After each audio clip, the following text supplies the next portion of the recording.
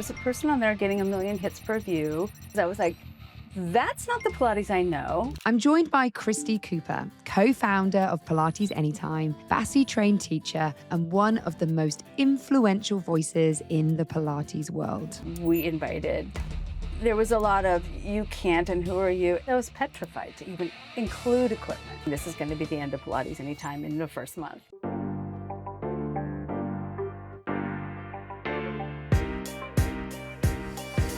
Kristi, thank you so much for coming on to be on the Reformer. We are here in your amazing house with this amazing view. Thank you for hosting us in Santa Barbara.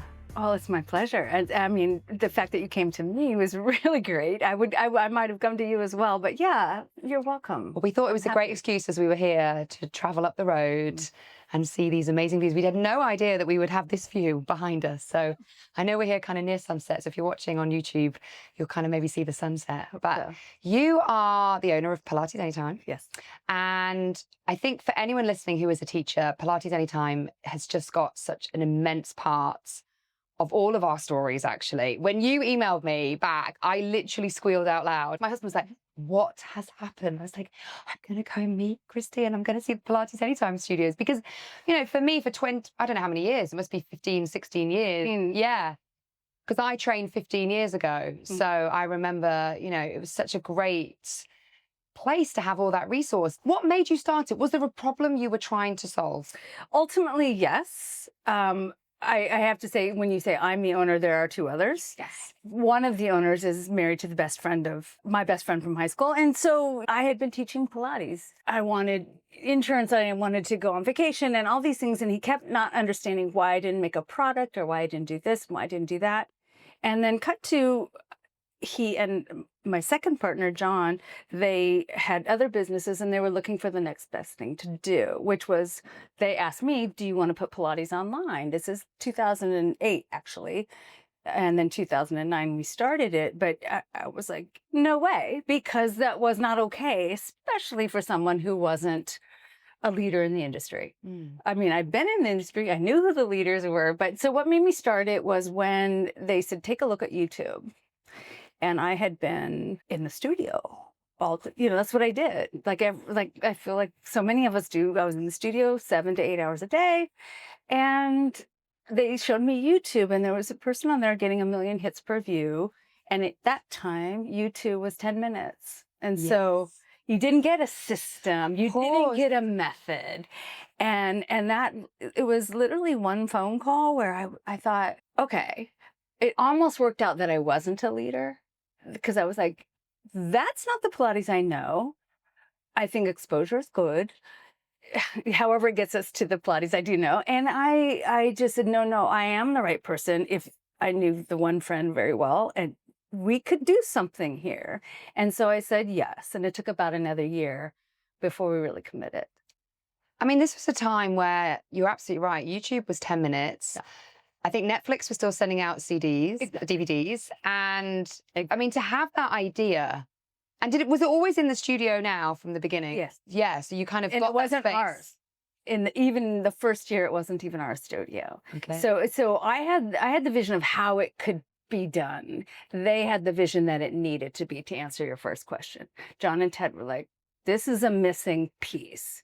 Because people are going to need someday. They knew where the streaming business was maybe going to go, but it hadn't happened yet. Yoga was already doing it. For me, it was like, okay, if we do this, we got to really do it to show what Pilates is, the whole thing, not these 10-minute things, and not just what I knew.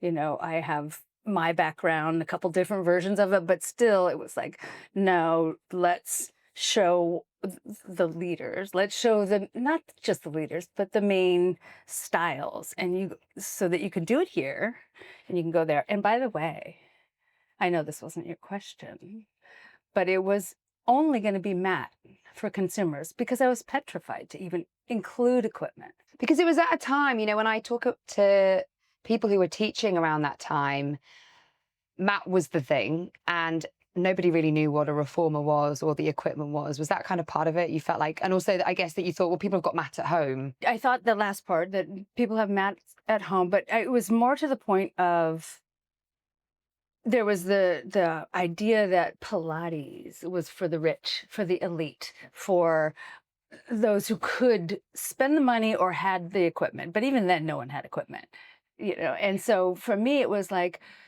this is a gateway in, which is similar to my own personal story. It is a gateway into realizing how much better you can feel in your life, how much better, how much more control, how much you could do what you really want to do, all the things you kind of hear about Pilates. But so for me, it wasn't like, oh, it's because people, yes, they have mats, but it was also a bit of a safety mechanism. Well, take me back then. When did Pilates come into your life?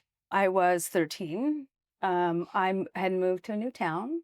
I was in a new school, and I went from like a less affluent area to a more affluent area, and I don't know why that matters, but it did to me at that age, and so I was like trying to keep up, but couldn't in certain ways, and also just the time of life with my parents. Like I needed a little bit of. 13 is young. Honestly, I'm all about preparation and opportunity, but I do feel lucky on this that one of the first people I met in my new junior high was Kathy Corey's daughter.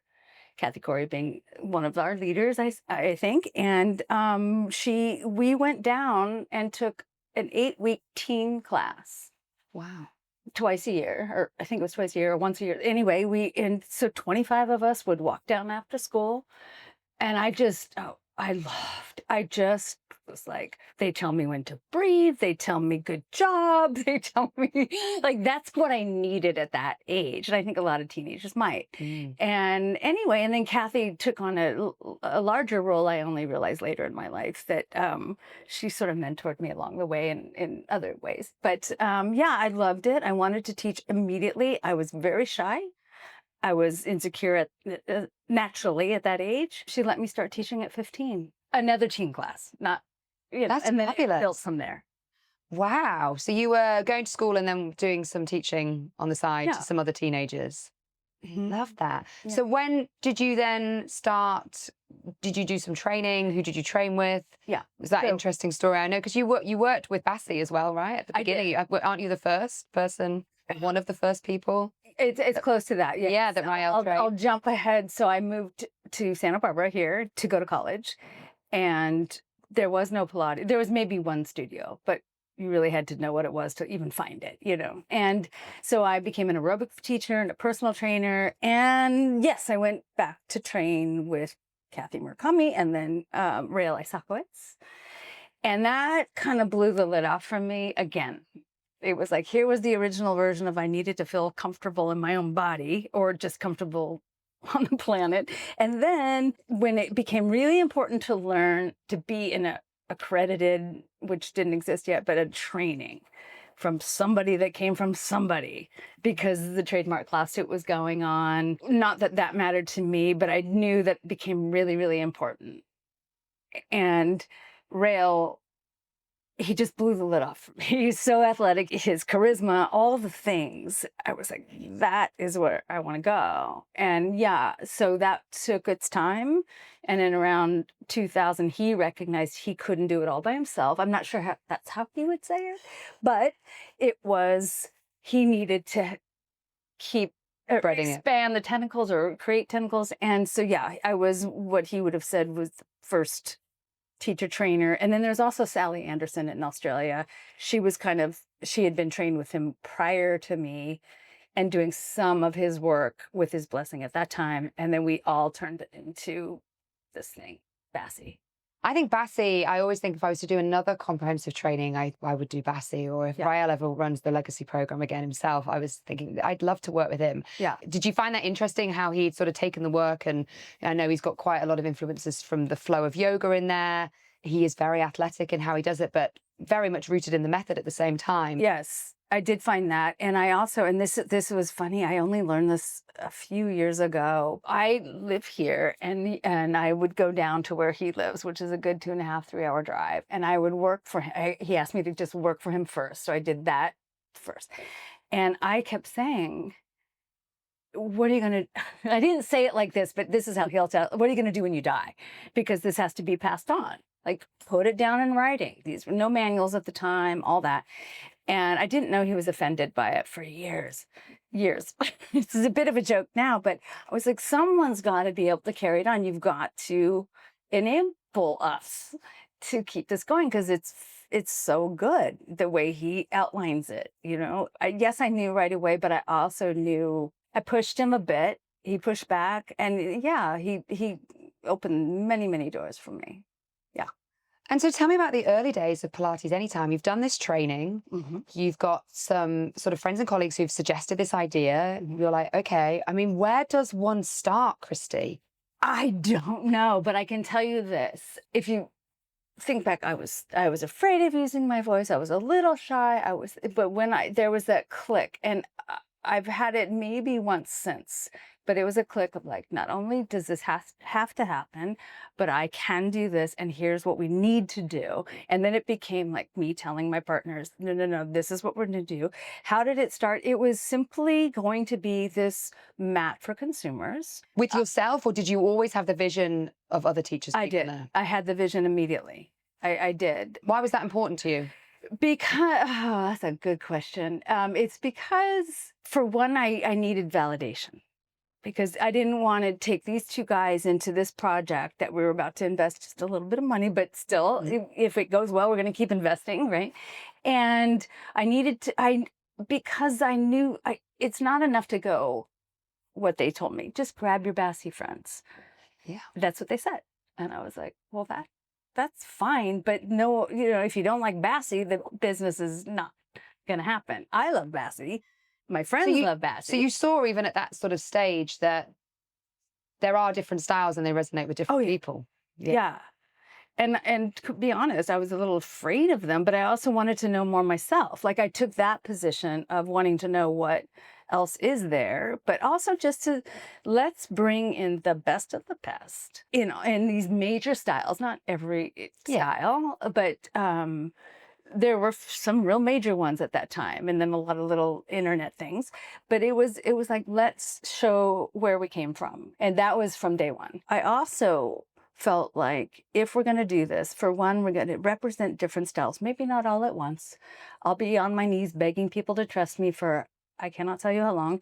And then we need to take the approach of recording the oral history of Pilates. Yeah, because I think that's such an interesting piece. I'd love to hear a bit more about that. Yeah, it was literally like, if people don't know where they came from, then it's another workout, which is okay with me too. Like, be a workout. I like it for a workout too, but it's also like, there really is, if you do the method, you practice the method, you learn the system.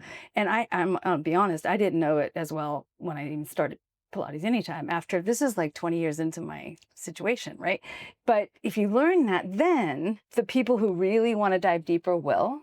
And if you just practice, not just online, but with your teacher and online, it's that old saying, you really will, you have the opportunity to experience more joy in whatever way. And so who are you sharing as part of that project? The Pilates Legacy Project is what we call it. And originally, again, this is not our core business, right? We're a workout business. That's how we started, right? We're going to be an in-home mat business. And then it turned into teachers doing the thing. Sorry, I have to give you the history. But I was going to ask you that, because like you said, you started it off as it's consumers doing Pilates. And the truth is, I'm curious now, what is the mix? But I feel like every teacher I know has a subscription. I mean, everyone. I hope so. Yeah. But it went like this. We all three of us, John, Ted, and I, invited our friends to come. And 100 maybe did. And then when we got the first person, they were teachers. They were teachers. They were teachers looking for ideas. They were teachers that couldn't get anywhere. They were to experience what I was like. I had Julian Littleford in San Diego and Kathy Corey in San Diego and Tom McCook up, and like I could get to them. And I already knew Pilates. So when we got our first person that none of us knew, we were very excited. But it turned out most of them were teachers. And I don't know if they came to judge it or what, but they kept coming back. And so within the very first month, there was so much pressure to do a reformer class. And I cannot tell you how hard I resisted it, but there was so much pressure to go down. So I went down by myself, turned on the camcorder, did a basic class thinking this is going to be the end of Pilates Anytime in the first month, because it was not accepted. especially That's for hard to someone. believe now, isn't it? I mean, that you were nervous about that. It's not hard to believe, but Yeah. for me, but Yeah. I'm so grateful for where it went. Yeah. Yeah. And so it just so happened I have Monica's great niece living in town. I have Amy Havens, who has Pilates Conservatory, Pat Guyton. So there's different people who, it's just like a little hub for Pilates. You are, I mean, you're in the right location. I am definitely in the right, considering I'm not in New York. But even then, New York is a little more one-sided to all Ramana, all classical, all history. So I wanted to make sure that we represented the whole. Several things from the start. Yes, I thought it was going to be mat only, and that was a safe spot. And then I realized that's not going to happen because we can't even reach the people. And mat's hard, right? Let's face it, right? Yeah. And then again, from day one, it was, we're a mirror on what is so. This is what is so. And I needed to build trust, that I knew too, of these are the people that have handed it down. So when we go to the Pilates Legacy Project, my whole plan with that hasn't changed. It's like, let's show the 5 main lineages, who came from them, who came from them, who came from them. And like one day I want us to be represented individually and in industry stuff too. It's literally a family tree for those that are interested. And I think I did that partially for validation. I think partially I wanted to know, and partially I felt like I need these people to trust me, and I want to know more. And if anyone is even remotely interested in this work, they're going to want to know where it came from because it's so young. Yeah. It's like barely, 100 since he moved here. And what were your takeouts from doing that? Because I think part of what I actually have partly done this podcast because I realized I really wanted to learn more. Yeah. And I wanted to talk to people. I wanted to hear their stories. I wanted to hear their thoughts around this. I've learned so much, and people are loving these conversations, which is why I'm still here now in California filming. But I think it's really made me appreciate even some of the terminology, like, well, what is classical Pilates? Whose is it? Then you start to realize everyone's got different styles of those elders. In general sense, what's your takeout from doing that legacy project? The takeaways are that we all belong. There's an inclusivity, despite what the temperature might read, that exists. And the only way you know that is if you go, oh, I heard that from here. And then it's like a Wikipedia of, you can follow these trails that all end up to, I belong here too. And most people that commit to Pilates, this might just, it's probably opinion, but it seems to me that most people that really commit, it's not an easy thing to hold a business for all this time, whether it's a podcast or a studio or anything. Yeah. And there's something in that makes people really want to keep doing it. And that it's that you get glimpses of that, whatever. I think for me, I just get the sense of we have something, anyone that partakes in Pilates at all as a practice. I think that we recognize the power that we have to exude something other than ourselves, like, or within ourselves, like joy. I take away from the Pilates Legacy Project that no matter if I learn from Ramana or I learn from whomever, it's, if you really needle into it, we all are saying the same thing. Yeah. It's like a religion. Yes. It's like all the religions are basically the same. End up in the same. They all end up in the same place. Something like that. And I think for me, Pilates totally changed my life. I mean, it really, really changed my life. And people think it's because you came with Pilates teacher. I was like, no. Before that, it changed my life. It changed my relationship with my body. It changed my relationship with myself. It made me understand myself more. I became a teacher because I wanted to share that with other people. Exactly. And, to be in a small place on this earth, be able to create some positive energy that might go somewhere. You're doing that with Pilates Anytime, aren't you? The way that you're sharing it. And I'm interested from how you've shared, I mean, really all the styles, the corners, the many corners of the Pilates world. How have you been able to do that without it turning into competition? Is it because, as you said, actually the core of these people is the same and they feel that? Or have you experienced any of that kind of feeling of this way's better than this way? Yes, to both. I can imagine. I think how we managed it was with true intent.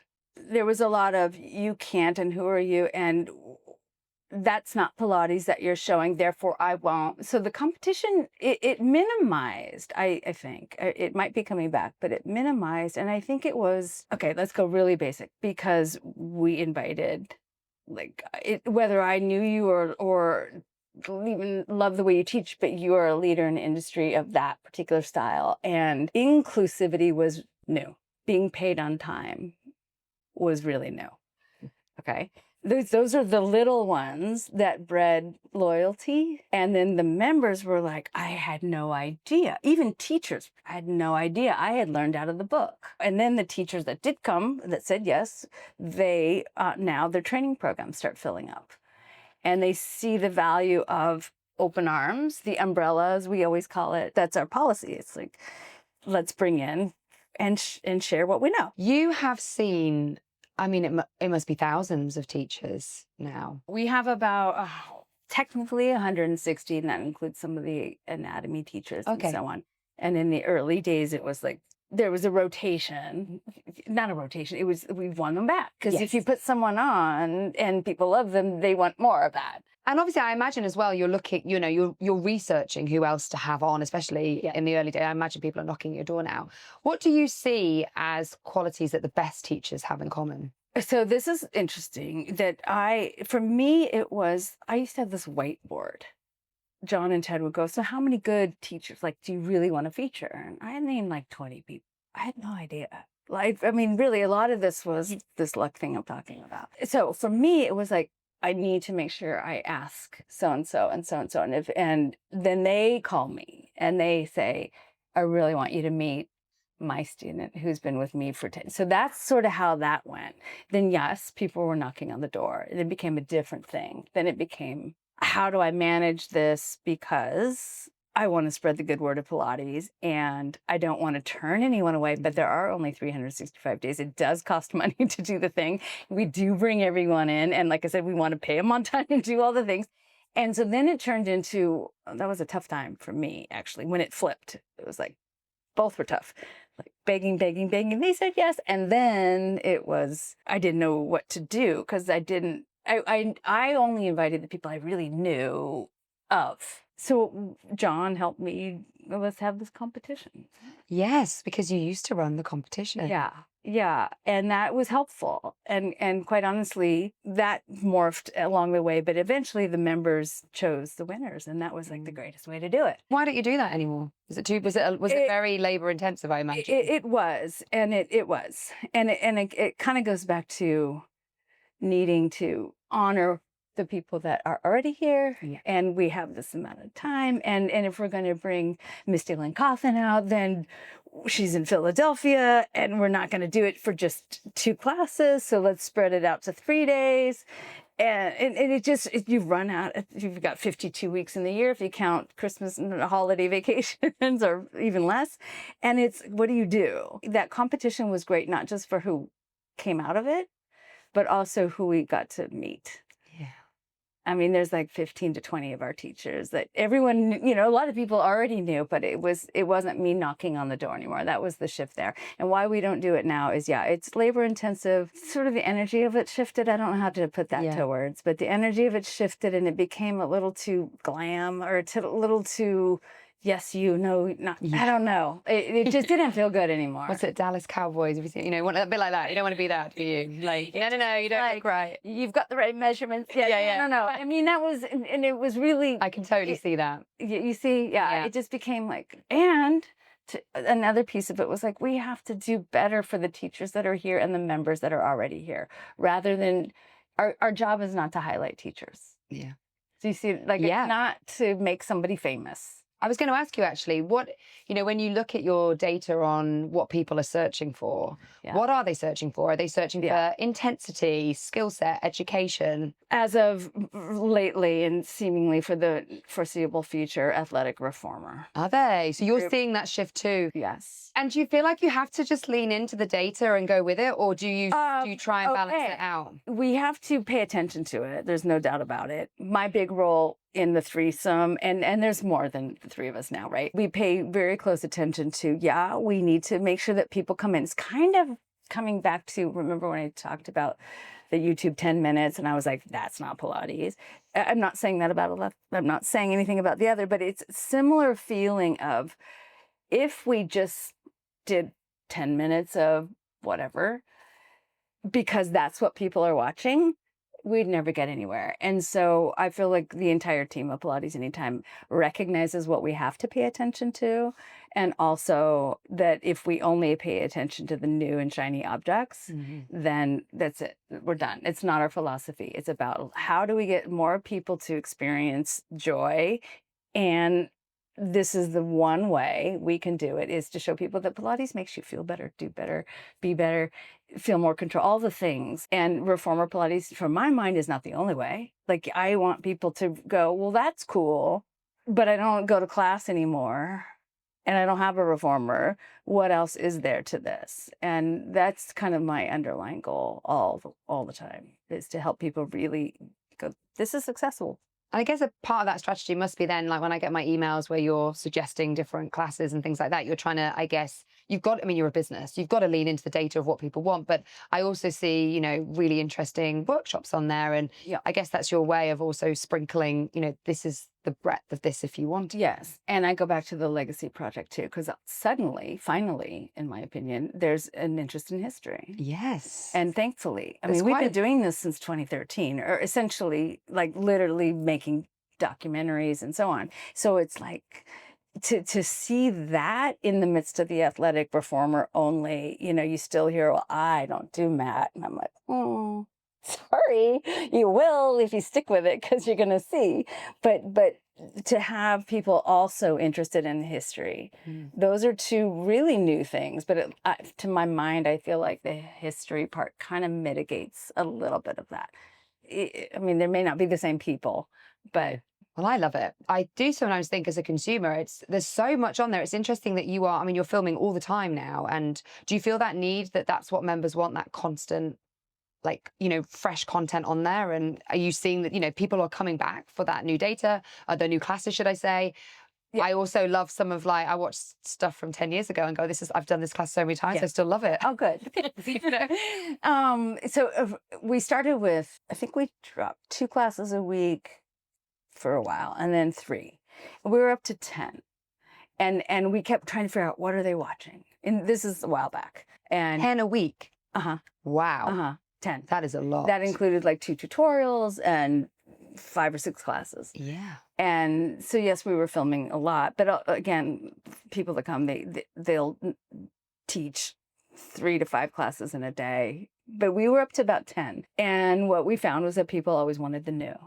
They went there first. And that might have been our issue of not being able to navigate as well. Well, it's hard, isn't it? I think when you've got that much content, that is the information architecture of it, is a challenge in itself. How many classes are on your platform? We've started archiving and guiding people. Yeah, because I feel how does one do that? Yeah, when you look now, it's probably around 3 or 4, but we've probably had up to 6,000 or 7,000 on there. Wow. Yeah, in 16 years. Yeah. And now we do, pandemic changed things a bit. So we went back to 4 or 3 a week. And I think right now we're at about 4 a week. That feels quite a nice number. It does, yeah. And so, people do like the new stuff. But if you only do athletic reformer, again, it's this really bizarre juggling act. And how do you get someone who's just starting to find what they need? And yes, that's the big challenge. That was, for me, one of my objectives with this podcast, was that I had just had some amazing teachers. Some of them have been on your platform they were my teachers when they were teaching in a church hall. I was just so lucky to have had them. And I felt like I had been taught so much depth. I'm now knowing even my depth is not the depth. The point is there's so much to learn. But I started to see, as I have 3 studios, and, we would interview and audition people, that they really didn't know that counting wasn't teaching.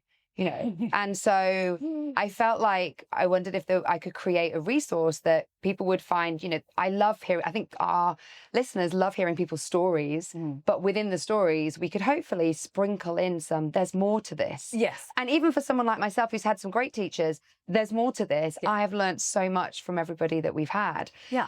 You must have, I see you sometimes as the client. I don't know if you do it, but I've seen you as the client in the classes. And you've obviously been taught by many of the great teachers out there. When you think about that, are there things that you've really taken from them, or your body has felt that maybe shifted something for you?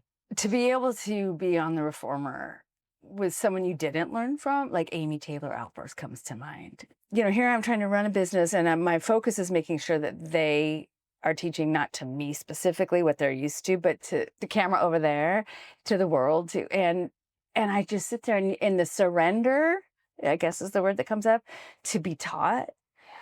I mean, you can't help but absorb that, even though I'm aware of, like, did that lighting go weird? Is the train too loud? I'm still there some of the time. But for the most part, it's like the inspiration that comes out of that is immeasurable, is absolutely immeasurable. And I feel like, well, yeah, I deserve that. I'm gonna take advantage of this situation. Who are the people that are clients on those, when they have some clients in there? Who are they? Are they just people in your team? Yes and no.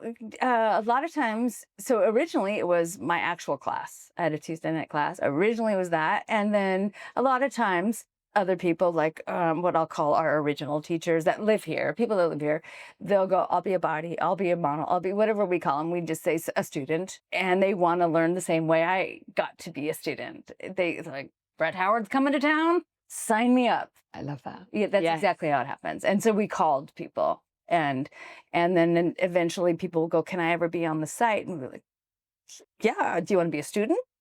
See how it goes. And so it's generally local. It feels like from what you said, a lot of the teachers you have on there are some of the greats, or they're people who've been recommended. So I don't know if you ever come across the challenge maybe where someone comes and does this and they don't translate so well on camera. Do you have to give them some mentoring? Because it's a different skill. What do they need to do? They need to be themselves. I can only think of one instance where I kept saying, you can't do that. I had 2 rules in the beginning, which was you can't disparage another company or another way of teaching. You come and do you. Show us who you are. You've got a name, whatever. And there's only one person I did not show the videos in 16 years.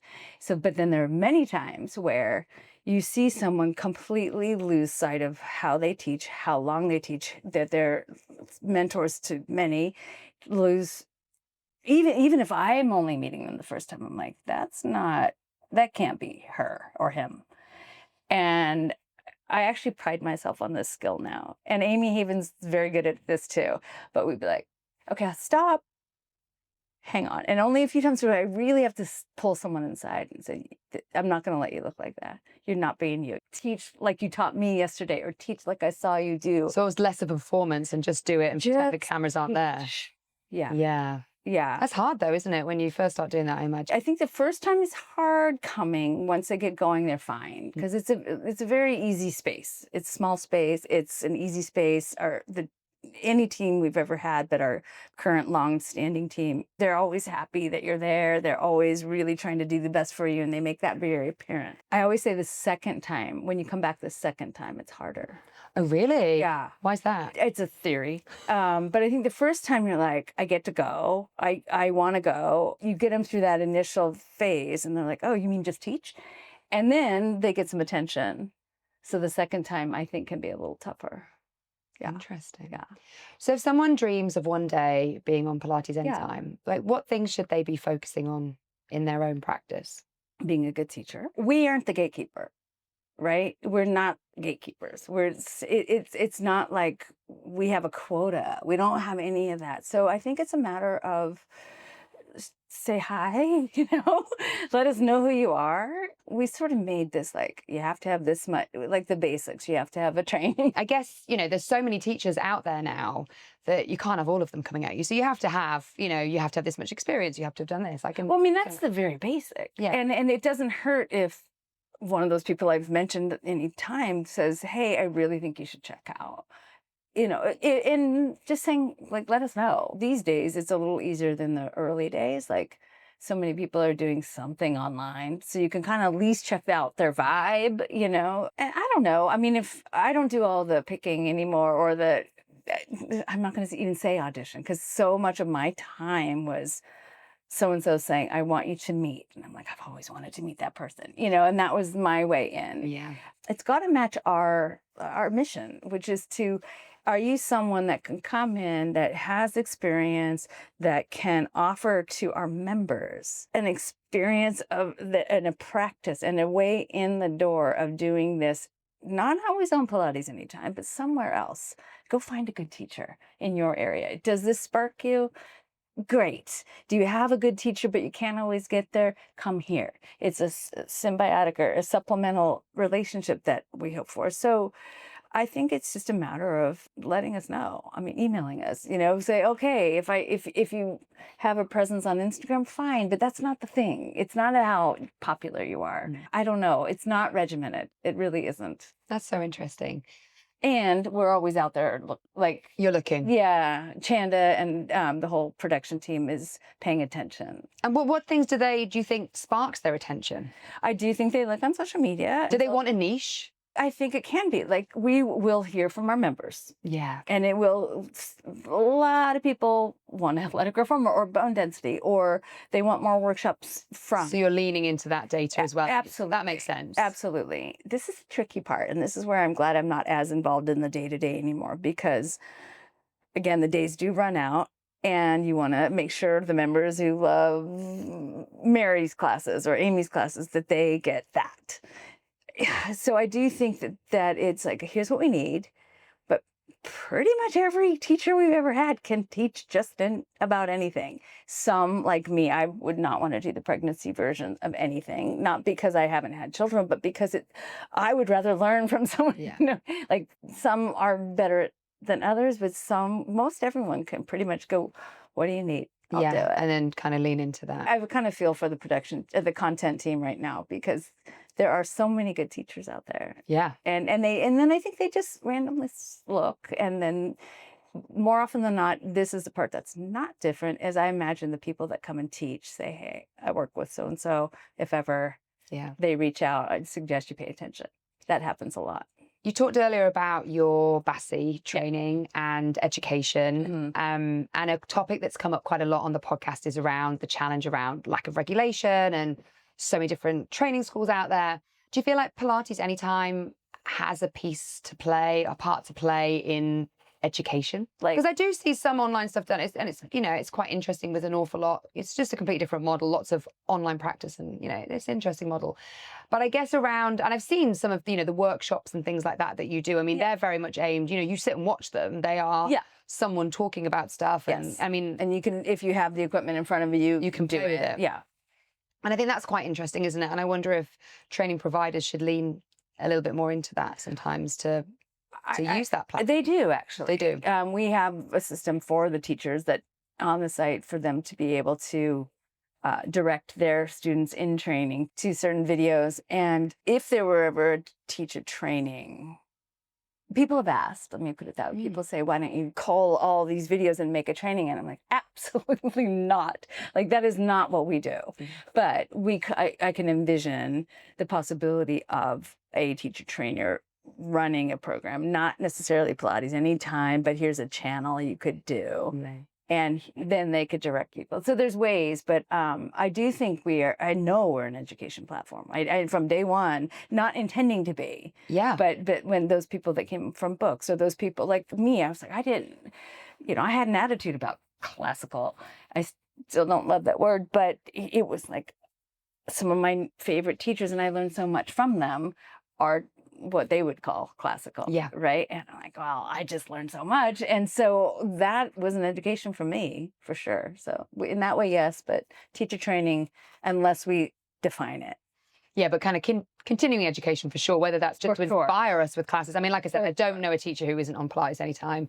And sometimes I'll have watched something on the iPad in the studio, and then I brought something into my classes, and then like a week later, a client will say, oh, it's so funny, such a teacher did the same thing. I was like, they probably just went into the Pilates Anytime on the iPad and went, oh, I'll watch the class next watch. I love it. And then they've done the same thing. I love it. Honestly, I love that, because that keeps the teacher happy.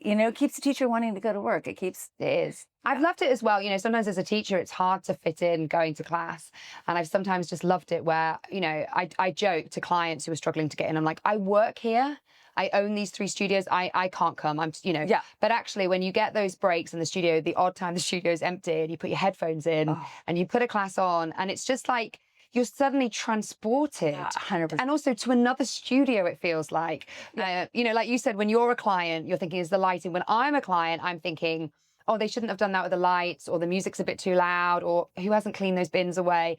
Whereas I just love it. I put my AirPods in and I'm like transported to some magical studio. Meaning listening to a class or just doing your own? No, I'm listening to a class on your platform. I'm doing I do it. that downstairs. I'm doing that, but because I could just listen and then, just pretend I'm somewhere else. It's just me and my little world, and it's so nice. I actually record them sometimes because, especially when I don't know the teacher, or even when I do, I'll record them kind of like people do Strava or they measure their workouts, and I'll do it, and I end up talking to Tracy Mallet, and I'm like, really, Tracy?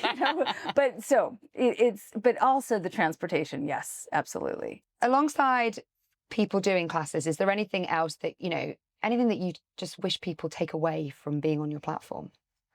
I wish that people would take away that it's a generous world, that they're part of it, that movement is life, that if you can breathe, you should, and it doesn't matter when or how, you just need to do it. And that in just whether it's 20 minutes, 15 minutes, an hour, if you can find the right teacher or moment, even, that it can absolutely shift you for the day.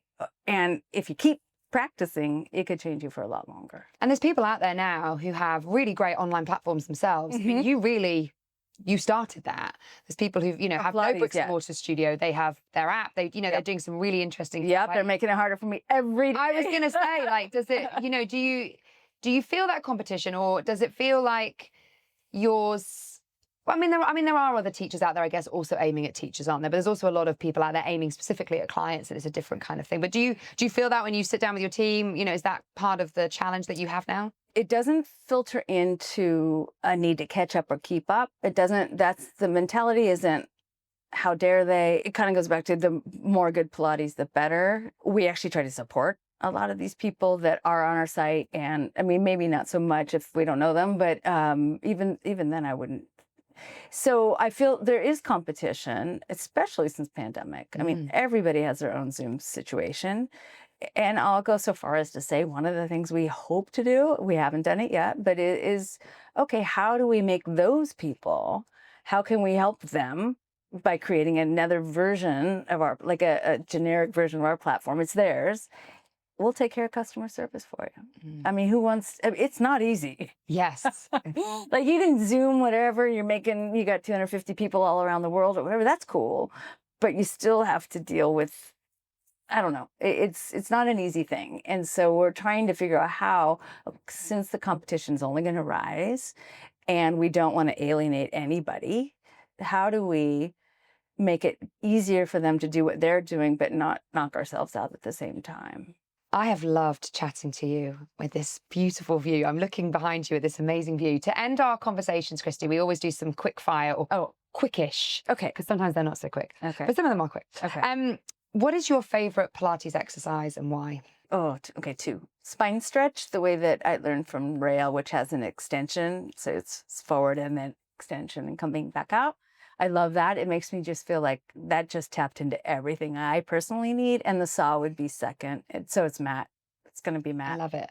I've realized when I'm doing my little mat workouts in the morning, usually in my pajamas with the kids around, I'm remembering what everyone said and going, I really don't like the saw. So I've started doing it because I've been hearing everyone say, a few people have said it. And of course, isn't there that rule that if you don't like it, you need to do it? Is there one teaching quality that you really value above others?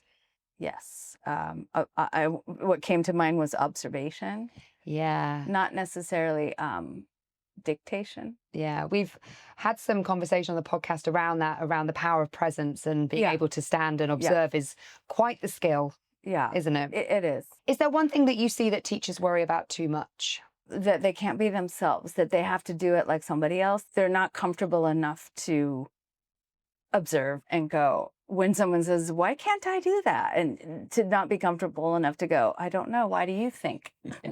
To like have the dialogue. But I think that's such a good point, that we're not supposed to just have all these answers. You really see that in the experienced teachers. They can be, I don't know, let's figure this out together. Yeah. It's like, what do you think? It's your body, it's your mind. What are you holding? Why can't you exhale? I don't know. Yeah. Is there one thing that springs to mind that you've learned from, watching hundreds of hours of classes? That we're more alike than we are different. Yeah. And is there anything that what's the one thing that still excites you about Pilates today? the different phases of my life, the challenges that I've gone through in my life, whether it's injuries or psychologically, or life changes, that it's always there for me. The confrontation of getting back into a practice is real, but it's never mean. It's never as harsh as like the actual world. It allows me to get back to me. Yeah. Yeah. Have you got a personal practice at home? How do you fit it in? Where, is it mat? Is it here? What does Pilates look like in your life? It comes and goes a little. I used to be like, I could give you 3 days a week or 4 days a week. And so now it's a little, I tend to do it late. I do it about 2 to 3 times a week. And that can be anything from, right now I'm taking a challenge that we have. And I go downstairs and I set up, so I leave the house, go down in the garage. And it's like 20 to 40 minutes of just, this is what you're doing right now. And I don't know if that answers it, but it's like keeping it going enough to keep me going. And has it changed? Like you talked about your Bassi training and the athleticism from that. Yeah. During your time, as our bodies change and things like that, has your Pilates practice shifted or just... Absolutely. Yeah, it has. And it ebbs and flows. It's like, same with me. There was a time I was afraid. I had hit my head. I was not quite right. I was afraid of what I would see. And then when I got back in, it was there for me. More recently, I've taken 2 lessons this week, like proper lessons. And that's also like one of those confrontational things, like, I should know everything. I should know what my foot is doing or this or that. But it's like, that to me is this refreshing reminder that I don't know everything, that I need help. I need another eye, another observer. We always do that. I mean, I say this to people all the time, clients, we're teachers and we have privates. Yeah. Or we go to classes because Pilates is in that minuscule detail and little shifts, and you can't see how you move. Well, thank you so much for inviting me to your beautiful home at Sunset. It has been an absolute joy to have you on here. And like I said, Pilates Anytime is just such a staple in literally every teacher's life. I can't imagine a teacher that hasn't been part of the platform. So thank you for sharing the story with me. It's been my pleasure. And, let's hope we keep it going. And thank you for what you do, for sharing this. What an honor it was to chat to Kristi. After this conversation, she then drove me down to the Pilates Anytime studios and I got to sit in front of the window on a reformer. Everyone's like, did you film a class? I was like, no, I'm still working on that bit. But I did get to stand there. The energy of that space was amazing. Yes, it is a real view. The amount of people who saw it on my Instagram were like, oh, wow, I thought it was like a green screen. It was like, no, it's this beautiful space overlooking the ocean. The train that goes past is real. We were there for sunset. It was just such a special moment. It really was a pinch me moment. I thought, how am I doing this as my job? So I'm so grateful to you all for being here, for turning this podcast into this amazing platform that hopefully inspires you, but definitely inspires me. Anyway, enough of me. I will see you next time on the podcast.